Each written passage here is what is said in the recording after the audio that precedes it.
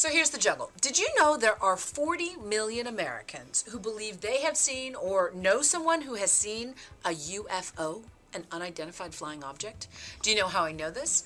I have been working long hours to try to put together an hour for Prime Time's The Outsiders this week. Mama? Yeah, honey?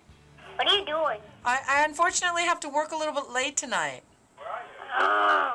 So this is what I've discovered. It turns out the phenomenon of alien abduction has more to do with an exploration of the mind than it does with exploring the solar system. So I spent the day with some psychologists who've done research at Harvard University looking at people who are absolutely convinced that they have been kidnapped by aliens. And I asked them, so how do you explain to your kids how to separate fact from fiction? How do you separate fantasy or dreams from reality?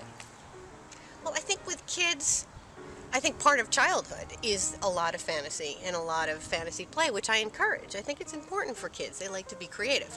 But I think it's also important to them when it comes to what they actually believe, to teach them, even young, that, you know, if you want to believe something, that's fine, but you want to look to see if there's evidence for what you believe. So if my kids say to me, Mommy, do aliens exist? I'll say, no, honey, right now, according to the research, they don't. But Mommy, I saw it on a cartoon. That cartoon, it showed aliens. And I said, yeah, a lot of people do cartoons. People are interested in aliens. But right now, according to everything scientists and doctors know, there are no such things as aliens. So you encourage evidence-based belief. Which can sound preposterous if we're talking about a 5-year-old, but I think that it still means something. So for example, if your kid says to you, Mommy, do ghosts exist?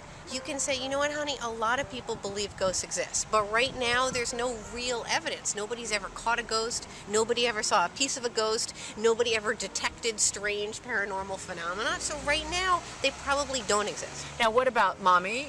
Does the tooth fairy exist? Well, see, that's harder. I know, because then there are some beliefs that are part of the culture of childhood. Santa Claus and the Easter Bunny, and I don't know, those are harder. And how do you deal with that? Come on, mom to mom. You know what? You know, it's awful. You're making me think about something I haven't really... But for me, I'm dealing with it like my parents dealt with me. Like, they get great pleasure out of it. I don't think it's harming them. And as long as it doesn't seem to be harming them, I'll encourage it. And then at some point, I think all kids realize around 1st to 3rd grade that it probably doesn't happen. And that's part of growing up. I think it's part of a natural process that all kids go through. For more on my interview with Susan Clancy, author of Abducted, How People Come to Believe They've Been Kidnapped by Aliens, you can watch Primetime's The Outsiders this week.